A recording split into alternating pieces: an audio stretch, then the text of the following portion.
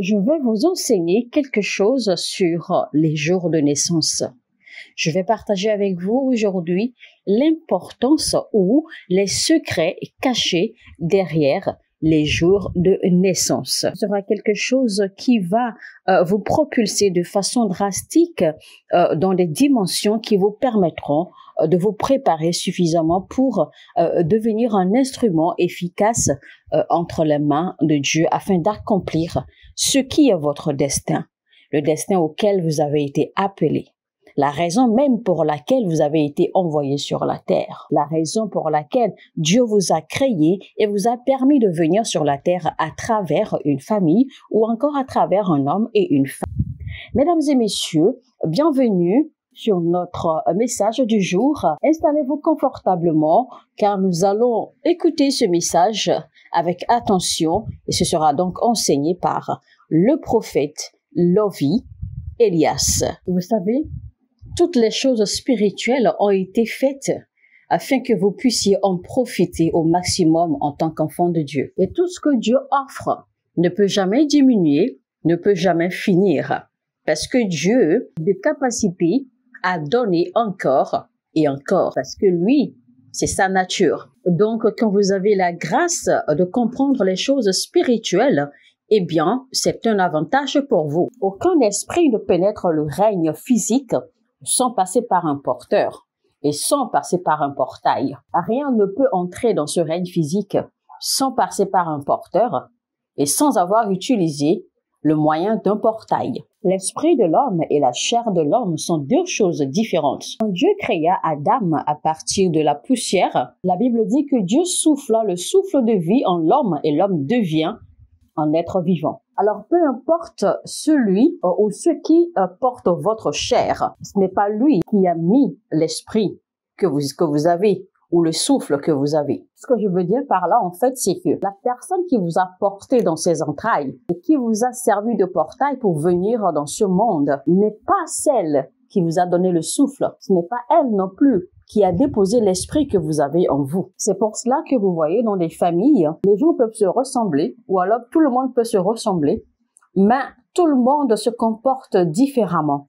Tout le monde a différents esprits parce que tout le monde, en fait, ne possède pas le même esprit, n'a pas le même souffle. Vous avez juste, en fait, un corps, une chair qui se ressemble. Et ça, ce n'est qu'un truc physique. Parce qu'en réalité, le corps n'est qu'un habillement, d'accord, que l'esprit porte. Je veux dire un habillement dont l'esprit se revêt. Donc, vous et vos frères, vos cousins, vos nièces, etc., jusqu'à votre famille étendue, eh bien, la seule chose que vous avez en commun, c'est la chair, parce que vous n'avez pas le même esprit. Et c'est pour cela que vous êtes tous différents. Alors, et quand quelqu'un naît de nouveau, quand quelqu'un reçoit Christ, eh bien, il se retrouve à être joint à la famille des saints. Pourquoi? Parce que c'est Dieu qui a créé l'esprit et c'est Dieu qui a mis l'esprit en eux. Et donc, quand vous naissez de nouveau, quand vous devenez pour Christ, eh bien, votre famille change par l'esprit de Dieu, évidemment.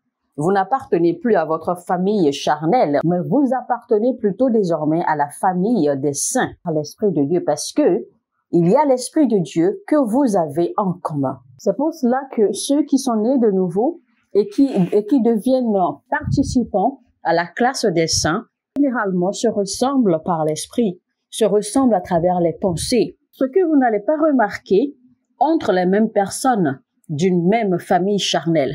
C'est pour cela que certains d'entre vous, quand vous êtes nés de nouveau, eh bien, vous vous sentez beaucoup plus à l'aise, vous êtes beaucoup plus attirés par d'autres frères chrétiens et vous vous sentez beaucoup plus à l'aise avec eux qu'avec vos frères et vos sœurs de sang. Pourquoi? Parce que c'est avec eux que vous partagez le même esprit que Dieu a déposé en vous. Parce que vous avez cet esprit de Dieu en commun avec eux. Ce portail s'ouvre une fois seulement l'année. Ce portail s'ouvre une fois l'année seulement. C'est pour cela que les jours de naissance sont très importants. Parce que cela commémore et rappelle le jour où le portail du ciel a été ouvert pour libérer votre esprit sur la terre. Il y a une grâce particulière qui est libérée le jour de votre naissance.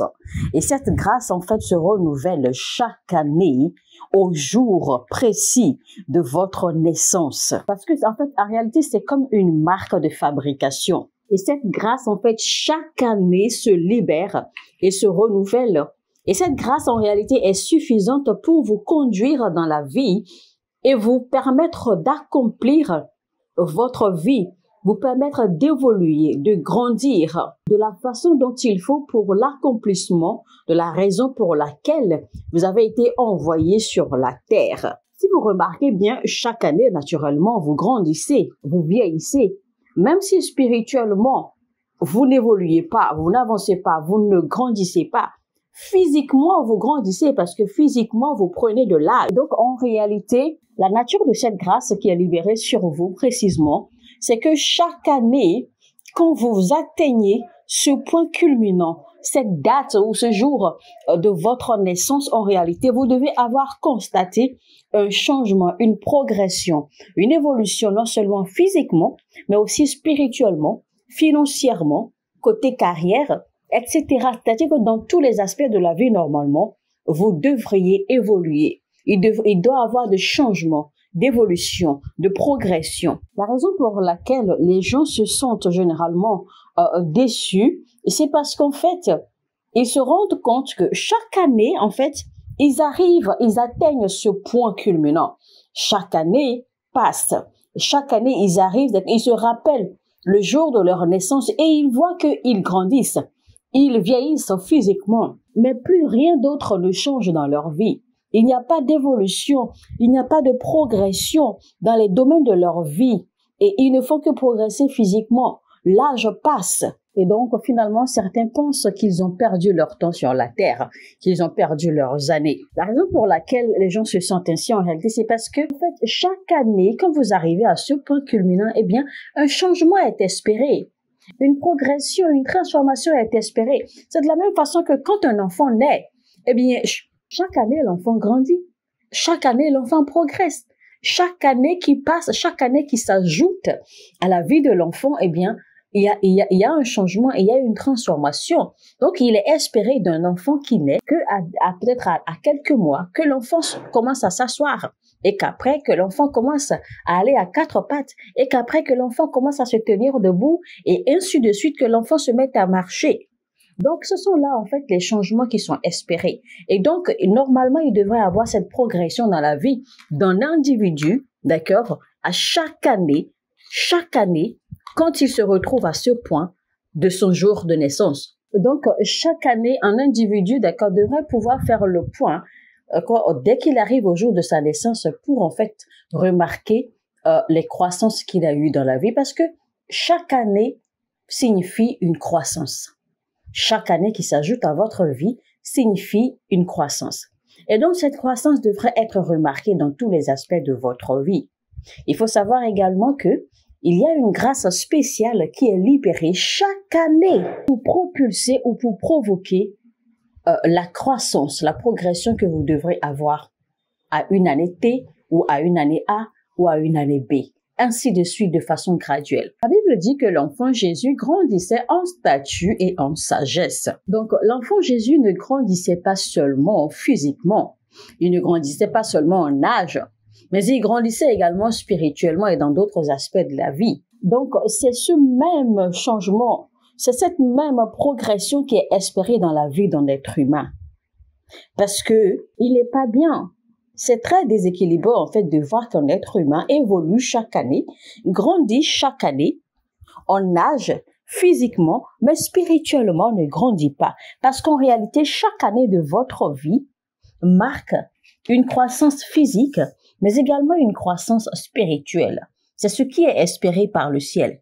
Lisons Genèse 18 au verset 9. Ils lui demandèrent, « Où est Sarah, femme? Elle est là dans la tente, lui. » Leur répondit-il. Puis l'Éternel lui dit, « L'an prochain, à la même époque, je ne manquerai pas de revenir chez toi, et ta femme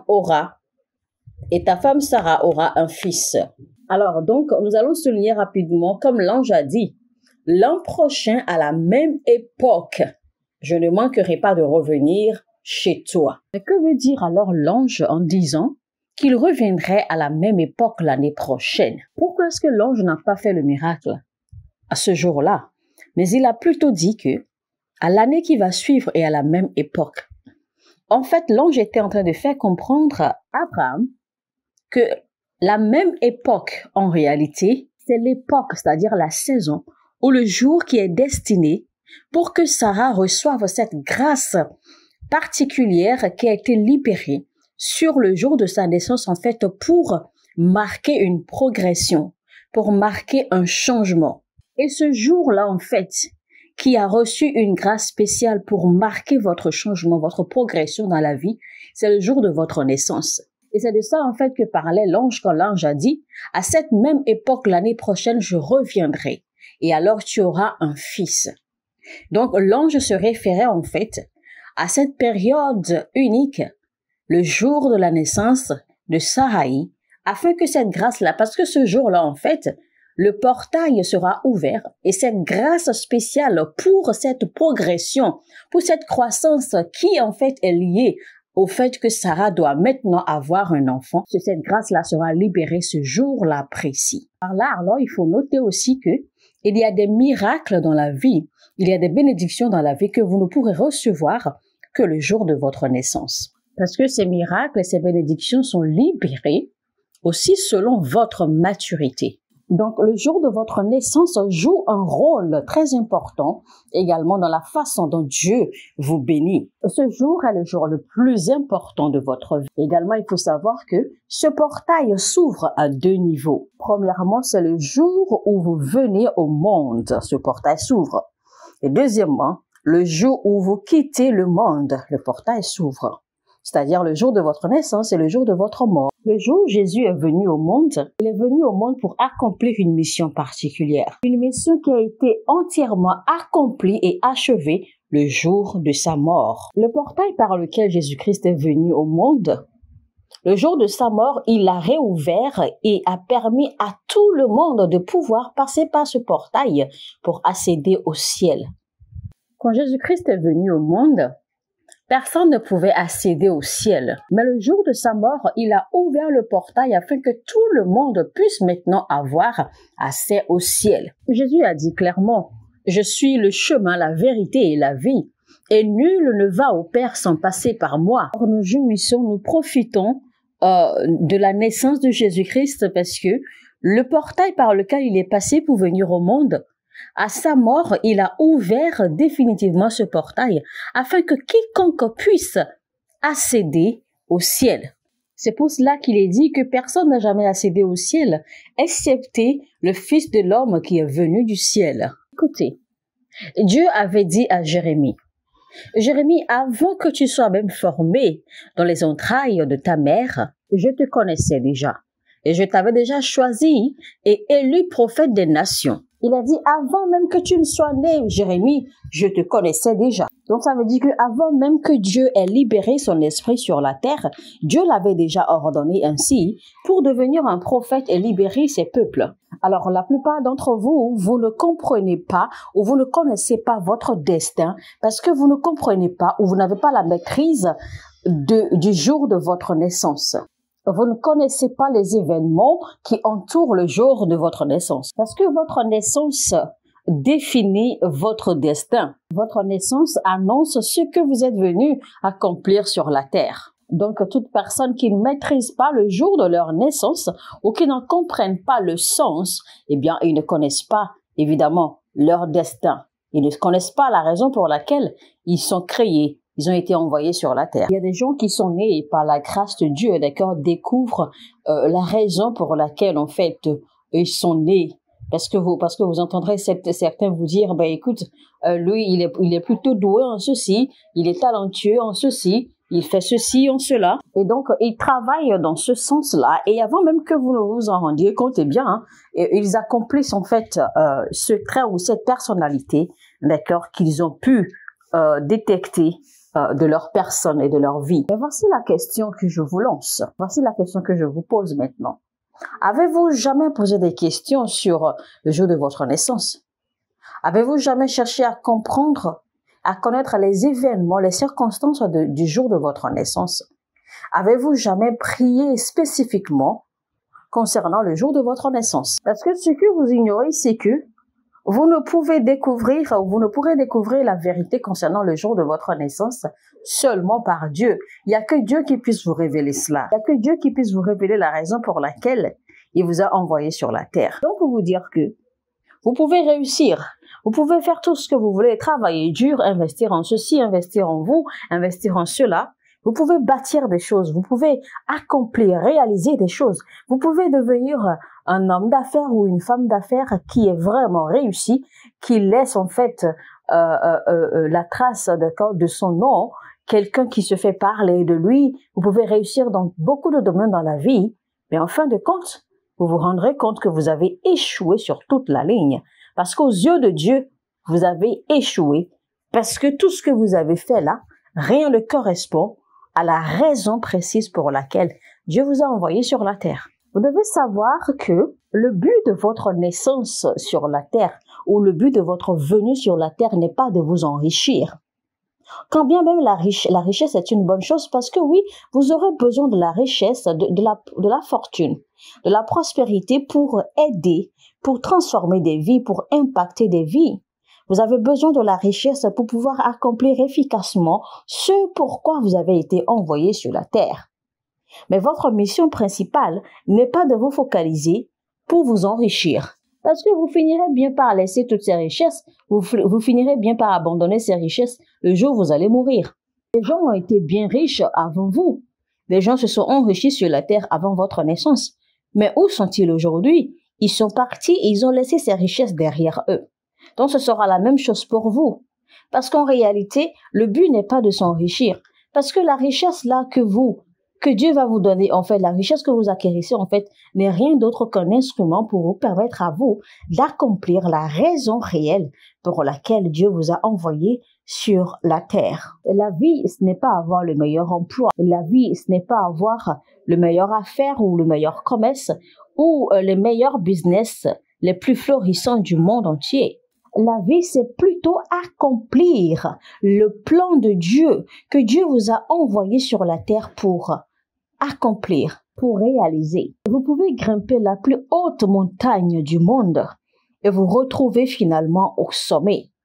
Et là, malheureusement, vous vous rendez compte que ce n'était pas du tout dans le plan de Dieu.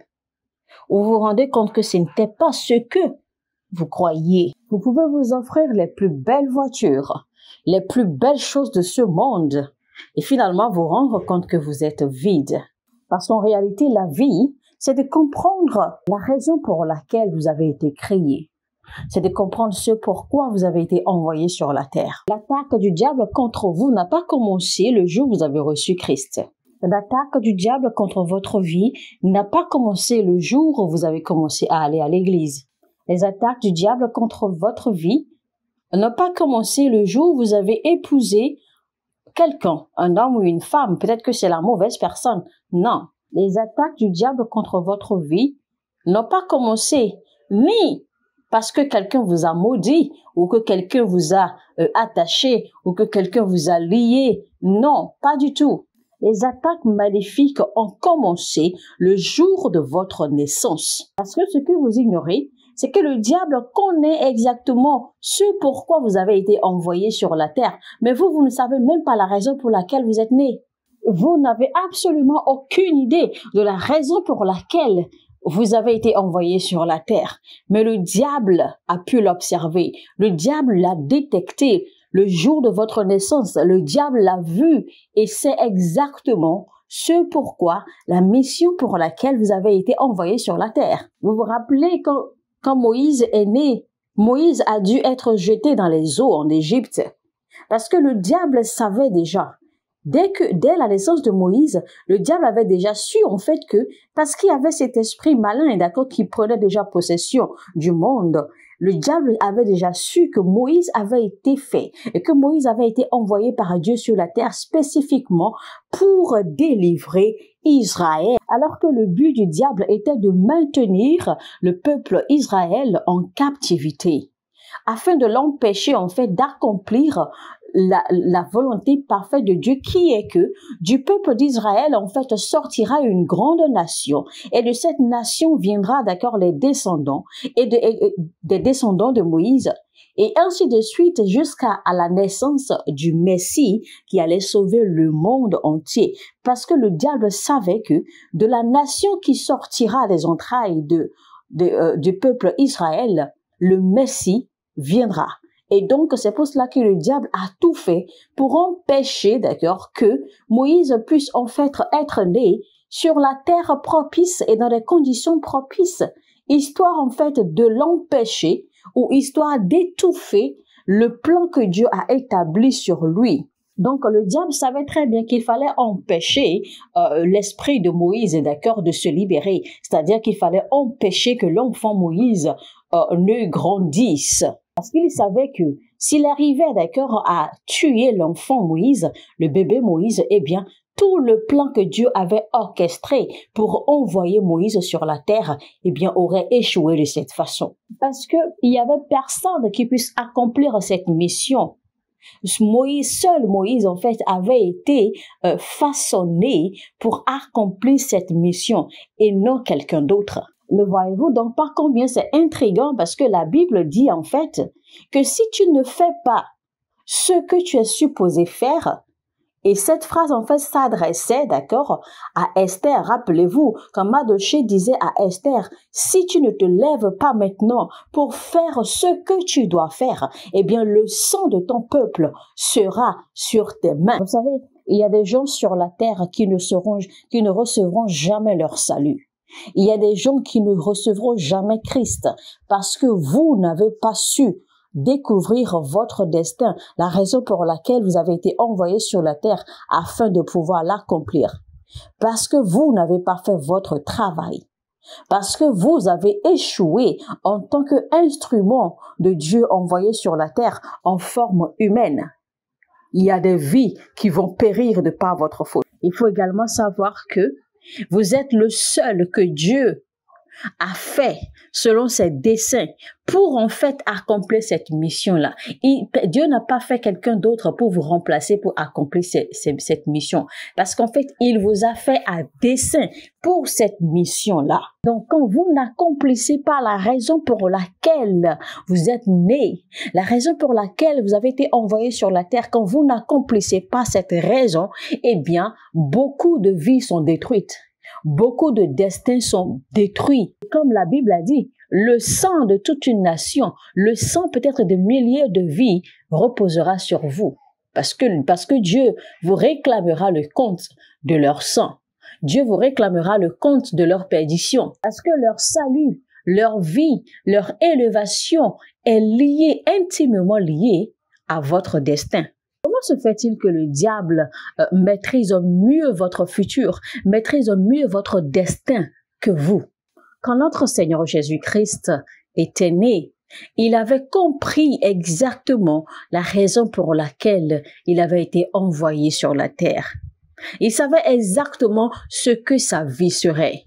Il connaissait exactement le but de son existence et le but qu'aurait accompli sa mort. Jean-Baptiste savait exactement ce qu'il était créé, ce qu'il avait été envoyé sur la terre pour faire. Samson savait pertinemment pourquoi il était venu sur la terre. Josué savait pertinemment ce qu'il est venu sur la terre accomplir. Élie savait très bien ce qu'il était venu sur la terre pour accomplir. Certains, on leur a appris, on leur a enseigné ce qu'ils sont venus sur la terre pour accomplir. Quand vous êtes nés de nouveau, vous dites que vous avez le Christ, vous parlez en langue, vous priez, vous chassez les démons et tout cela, mais vous ne savez même pas la vraie raison pour laquelle vous êtes venus sur la terre. Aussi à noter, Dieu peut bien empêcher le diable de s'en prendre à votre destin, de détruire votre destin. Mais vous pouvez détruire ce destin vous-même, c'est-à-dire par vos propres mains, parce que simplement vous ne savez pas ce pourquoi vous êtes venu sur la terre. Ne savez-vous donc pas que le diable ne peut pas cacher, il n'a pas la capacité de cacher ce que Dieu a ordonné, ce que Dieu a élu. Donc la seule façon pour le diable de cacher ou de suspendre ou d'arrêter ou de ralentir, ce que Dieu a ordonné pour vous, c'est de mettre un blocage devant vous. Le jour où vous donnez votre vie à Jésus-Christ, ce jour-là même, vous recevez alors, Dieu vous donne une nouvelle chance pour accomplir ce que votre esprit a été envoyé sur la terre pour accomplir. Vous êtes alors fortifié et équipé par l'Esprit de Dieu ou par cette nouvelle onction pour accomplir ce pourquoi vous êtes venu sur la terre. C'est comme ça qu'il y a beaucoup là dehors qui sont nés de nouveau, mais qui ne savent pas ce qu'ils sont venus sur la terre pour accomplir. L'erreur que tout le monde commet, c'est que vous ne demandez jamais à Dieu. Vous ne posez jamais la question à Dieu. Vous n'avez jamais demandé à Dieu pourquoi vous êtes venu sur la terre, pourquoi il vous a envoyé sur cette terre. Plutôt, vous cherchez à recopier les autres. Vous cherchez à mimer, vous cherchez à ressembler aux autres. Vous voulez faire comme tout le monde. Certains même, vous voulez faire comme certains chrétiens parce que vous pensez que c'est comme ça qu'il faut faire. Et vous ne savez même pas ce que vous, personnellement et particulièrement, vous êtes venus pour faire. Nous n'avons pas tous été appelés pour lire la Bible ou décortiquer la Bible et tenir devant les peuples et prêcher. Nous avons tous été appelés pour lire la parole de Dieu parce que c'est le livre, c'est le manuel de la vie. Mais nous n'avons pas tous été appelés pour tenir sur les pupitres et prêcher la parole. La Bible dit afin que nous soyons témoins. Alors, être témoin et prêcher, c'est deux choses différentes. Être témoin, eh bien, c'est de parler de Jésus à tout le monde. Parler à tout le monde de Jésus partout où vous êtes, dans tous les domaines de la vie, dans votre entreprise, dans votre maison, dans votre quartier, partout où vous vous retrouvez, vous devez être témoin de Jésus-Christ, c'est-à-dire partager ou parler de Christ. Mais tout le monde n'est pas appelé à prêcher la parole. Parce que tout le monde n'est pas appelé à être évangéliste et c'est pour cela que la Bible nous dit clairement en fait que il nous a été donné certains les dons de l'évangélisation, certains comme prophètes, certains comme apôtres, certains comme enseignants, certains comme pasteurs, etc. Et ceci pour l'édification de l'Église.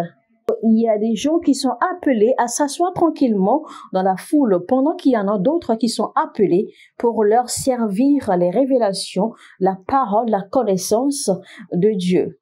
Mais si vous ne comprenez pas la raison pour laquelle vous êtes venu sur la terre, vous continuerez à aller de centre de prière en centre de prière. Les gens continueront à prier pour vous, à vous imposer la main. Les gens continueront à verser l'huile d'onction sur vous. Mais rien ne se produira. Aucun changement ne se dessinera. Vous devez savoir qu'il existe des mystères autour de toutes choses.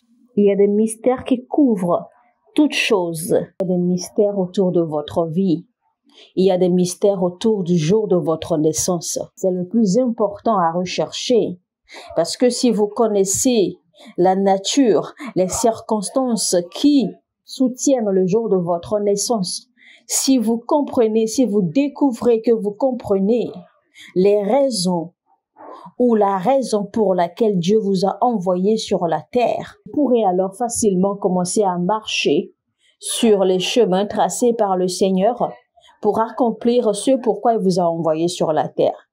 Vous pourrez alors facilement vous aligner à commencer à recevoir en fait cette grâce particulière qui se libère chaque jour, chaque année, précisément le jour de votre naissance, chaque fois que ce portail s'ouvre. Et cette grâce pourra alors vous équiper suffisamment pour manifester ces croissances, ces changements, ces progressions qui sont espérées par le ciel de votre part. Satan connaissait mieux que Adam la raison pour laquelle il avait été créé. Satan maîtrisait mieux le but pour lequel Adam existait, mieux que Adam lui-même. Il maîtrisait mieux le but, la raison de la naissance ou de la création de Ève, mieux que Ève elle-même.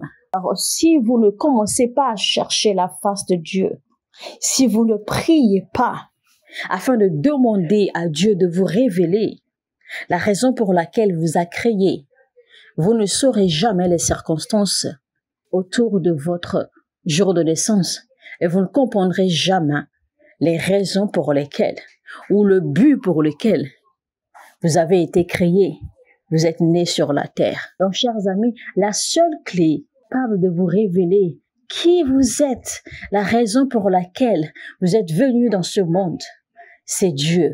Donc pour que vous puissiez recevoir cela, eh bien, vous devez alors apprendre à vous connecter au règne divin. Priez, demandez que Dieu vous révèle. Soit que Dieu vous le révèle à travers les rêves, les songes, les visions, que Dieu vous le révèle en vous parlant directement, ou que Dieu utilise un homme de Dieu pour vous les révéler. De toutes les façons, priez jusqu'à ce que Dieu vous révèle qui vous êtes. Et ainsi, vous pourrez aisément recevoir la grâce et l'équipement qu'il faut pour commencer à marcher dans les desseins de Dieu pour votre destin. Parce que accomplir votre destin, qui est la volonté parfaite de Dieu, c'est bien la raison pour laquelle vous avez été envoyé sur la terre. Mais déjà, il faut connaître ce destin, connaître les tenants et les aboutissants de ce destin et connaître comment faire pour l'accomplir. Alors, mesdames et messieurs, c'était donc les secrets de votre jour de naissance avec le prophète Lovi Elias. Nous espérons vivement que ce message vous a édifié, que ce message vous a béni et que vous avez apprécié. Si c'est le cas, alors cliquez sur le pouce levé vers le haut pour nous indiquer que vous avez aimé, c'est-à-dire donnez-nous un j'aime et partagez ce message au maximum. Voici les genres de messages qu'il faut bombarder, les groupes, les communautés WhatsApp, les communautés de réseaux sociaux, etc., afin de permettre à ce que beaucoup d'âmes dans le corps du Christ soient touchées, afin de recevoir ces vérités, parce qu'il y a beaucoup d'âmes là dehors qui meurent faute de connaissances. Sur ce, je vous dis que Dieu vous bénisse et on se retrouve très très bientôt.